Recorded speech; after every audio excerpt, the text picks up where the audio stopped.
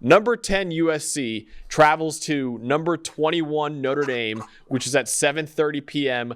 on NBC. My storyline, Dalton, in this game is, will USC finally get burned, or can it take advantage of a weary Notre Dame team? Because so far this season, USC went to triple overtime with Arizona, who's the number 81 team in our power rankings. The week before that, they were outscored 27-14 in the second half by Colorado and narrowly escaped with a 7-point win. We showed you guys the graphic before of the EPA per play. The offense is still elite. The defense is 80th in the country in EPA per play.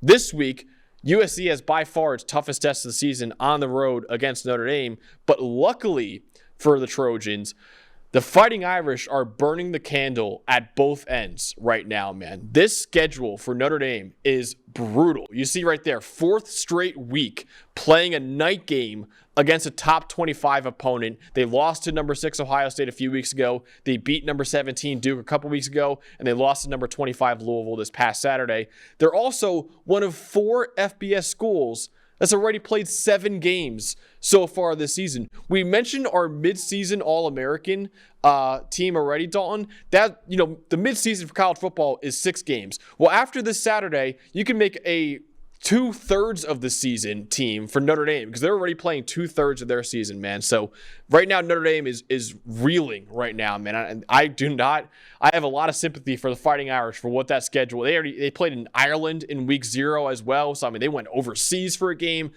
Brutal schedule for Notre Dame, and USC now has to prove that, hey, we are still an elite team. And, right now they're kind of on the downswing right now with all the close games they're playing. Yeah, I think you hit on the 2 big storylines. Whoever made Notre Dame's schedule this year might need to be reassigned because this is just nuts. And I know at Louisville and even at Duke weren't supposed to be like big ranked games, big time tight games or games that you could lose. But in between Ohio State and USC, 2 ACC teams on the road, even if they weren't both in the top 20, that's 2 road games in between 2 elite teams. I'm not really sure. I mean, Notre Dame is in prime time every week. And look, by about, I would say midway through the 3rd quarter, they were just gassed. Yeah. And I think, to be honest with you, with, say, if they were both off bye weeks and whatever, I still think Notre Dame, if they were to play Louisville again, would beat them. Yeah. Given, not playing 9 games in a row and all at night and all in the spotlight and all that stuff. I think on like a neutral field and neutral conditions, I think Notre Dame would still beat Louisville. But it's not like that, right? It's in Louisville. One team is charged up. It's their biggest game in probably, 10 years since Teddy Bridgewater? I don't know, something like that. Yeah. And Notre Dame coming off an absolute war with Ohio State and an absolute war with Duke, they looked just tired. Yeah. And to be honest with you, if you're tired coming off 3 big games that charged up all that stuff and so much emotion, and now you have to play Caleb Williams, that's an issue. Now, the other thing you touched on is how flawed USC is. And, and I think this is starting to trickle into a bigger problem. Mm-hmm. Now, look, I alluded to this on Monday for a minute. Caleb Williams, the traditional stats are great. They're going to be great. They're going to put him they're going to send him to New York as a Heisman finalist, right? He's starting to press. Yeah. He's starting to understand, and I don't think it's a good thing, what he has to do to overcome the rest of the flaws, especially of his defense, right? I talked about last year, he was the best quarterback in the country under pressure. Mm-hmm. This year, his passing grade under pressure is a 32.1, which is like, it's among qualified quarterbacks. It's like 155-ish qualified quarterbacks. He's in like the bottom 20. Wasn't he like 85 plus last year? Wasn't he like close to a 90? I believe it was 85.5. Yeah. Wow, dude. He was number 1 last year under pressure. Number 1. And now he's literally, I have him, it's ranked 137th. That's so 50 points. It's a pressing thing, right? It's holding the ball too long, fumbling, tight window throws. Right now, this is, I'll tell you what, it's funny to compare him to Patrick Mahomes because he even has the same flaw. I guess you'd call it a flaw if you call anything Mahomes does a flaw, is you sit back, don't blitz him. The first thing, don't blitz him. Don't think because he's bad under pressure that you're going to go get him. Well, against the blitz, he's elite. If you give him more windows that he can see, or you just give him break the pocket and run, don't blitz him. You send 4, and you sit back and you just wait for him to do something. This is just the way you have to play him the same way you play Mahomes. It's scary how similar they are, because in a clean pocket, he's the 3rd best quarterback in the country still. I think it's Penix, and I almost want to say Tyler Van Dyke. But he's starting to press. The last 3 weeks, 70.6 passing grade, 2 big-time throws, 7 turnover-worthy plays. This is not on the whole, like, under the hood, okay? This is a guy who's pressing. Yeah. Because he has to overcome the flaws of the rest of his team, right? Now, Notre Dame, like I just said, don't blitz them. 5th most blitzes in the Power 5 so far this year. Now, they've played an extra game more than everybody else. Just don't. You need to sit back, let your 2 big defensive tackles bother him. Caleb's going to break the pocket. Don't let him run for too much. Just wait and see. This is how you have to play it. Wait and see what he does, because you can tell late in the play he's trying to make magic happen instead of making the safe play, the winning play. And the problem is that the thing that's starting to make these games tight, like the Colorado game, like the Arizona game? Or does he have to do those things to just nudge them over the line for a win? They're riding a really fine line right now with how bad their defense is and what they need to do offensively. Because, their defense, they're playing Arizona last week. They gave up 215 rush yards. That's Arizona. Yeah. You're gonna play Oregon, arguably the best running team in the country. Washington has some balance. I know they're known for Penix in the passing game. They have some balance. I don't know if they play Oregon State, but that would be a matchup problem if they play Oregon. UCLA wants to run the ball like crazy. That's the base of their – right? So this is a problem, what they have going on right now. Their defense right now is struggling so much that it's forcing Williams to play not out of his comfort zone, but out of line with sometimes what wins you ball games. Yeah. Dude, his nickname is Superman, and it seems like he's trying to live up to that on every single play he's out there, man. He literally is swinging for the fences every time. Now, luckily for USC, he's basically the Aaron Judge of college football, where when he swings for the fences, there's a good chance he's going to hit a home run. But there's a lot of times, and this is the detriment of Aaron Judge too, where you swing for the fences and you strike out. And like you mentioned, man, that the turnover-worthy plays are up. So he is getting lucky in terms of those turnover-worthy plays not translating to interceptions so far. But like you said, this is why PFF grades and PFF metrics are so valuable, because you look at the raw stats, you see him leading the country in touchdown passes. And I think still only 1 pick on the season. And you say, oh, he's still fantastic. He's even better than he was last year. He's not better than he was last year. He's, like you said, he's pressing right now. My big matchup, and you touched on it a little bit, Dalton, is Notre Dame's run game against USC's run defense. You mentioned how the game plan for Notre Dame on defense should be just drop and play Caleb Williams that way. The game plan for USC is simple, man.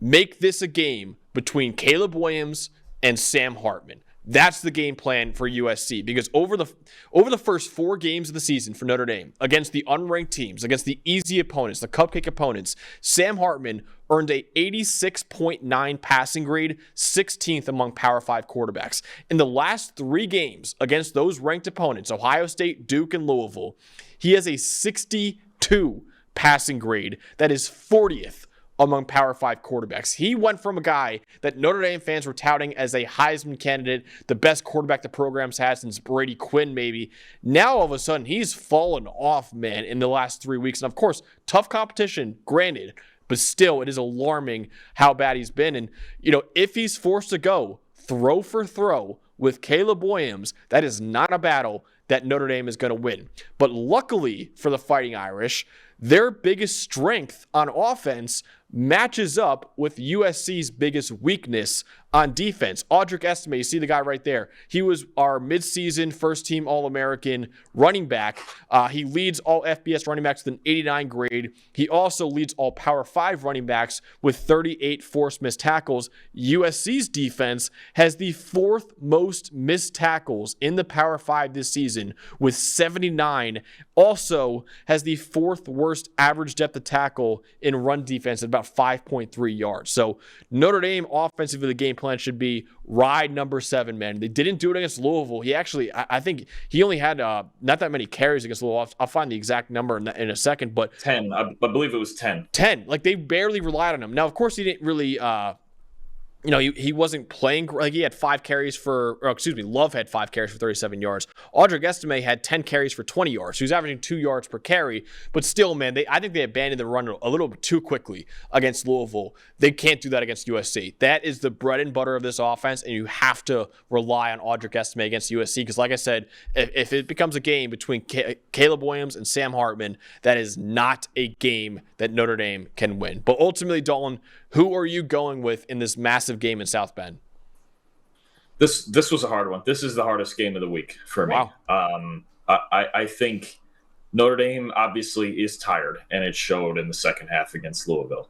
USC is riding the tightrope, man. I mean, but if you're going to ride the tightrope, you might as well ride it with Caleb Williams. Yeah. I think the more I thought about this, look, the USC, even if you're going to beat them, right?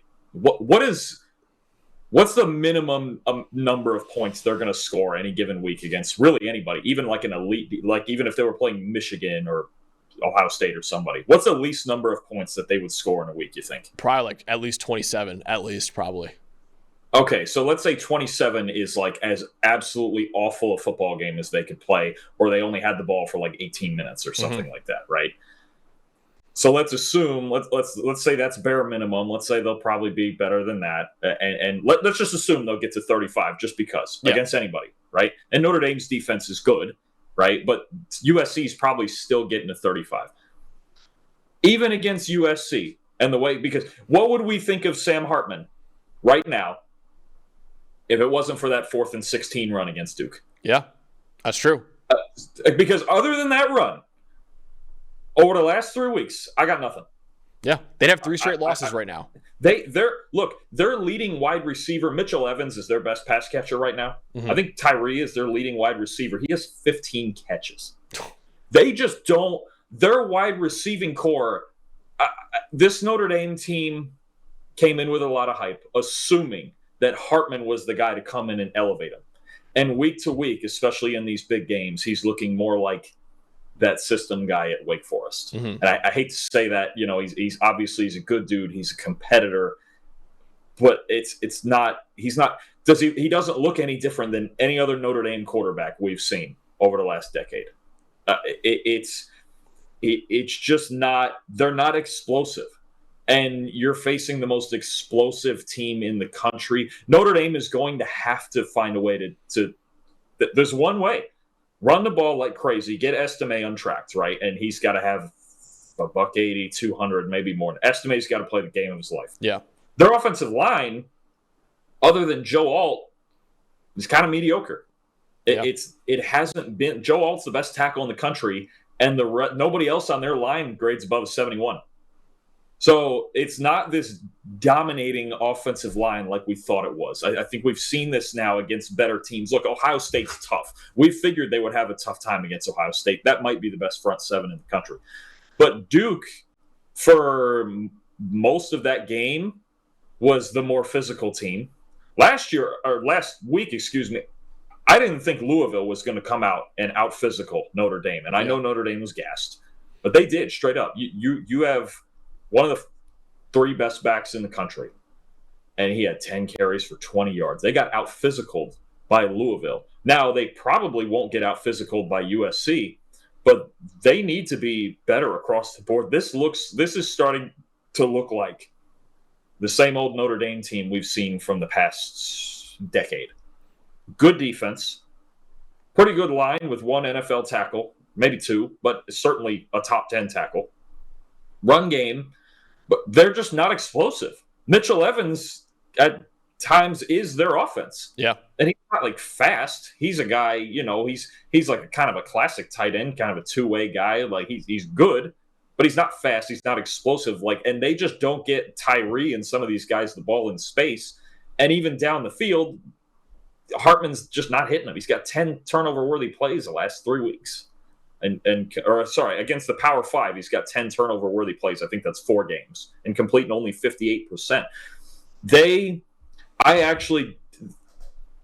I went into this thinking I might pick Notre Dame, and I'm not going to do it. I think I'm going to go USC 35, Notre Dame 24. I just don't think Notre Dame, in all likelihood, functions offensively on a high enough level to keep up with this. Do we really? Because the last 3 weeks, Notre Dame has scored, I believe it's 17, 17, and 13 last week.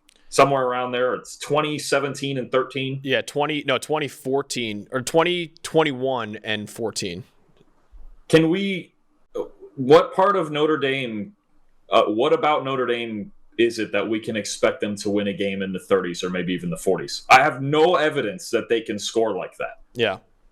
And so I think USC, I think they hold off the warts for one more week. I have a feeling we're just not going to see that until we get to, I don't know if they play Washington State, but until they get to those other 2 big teams that we just talked about.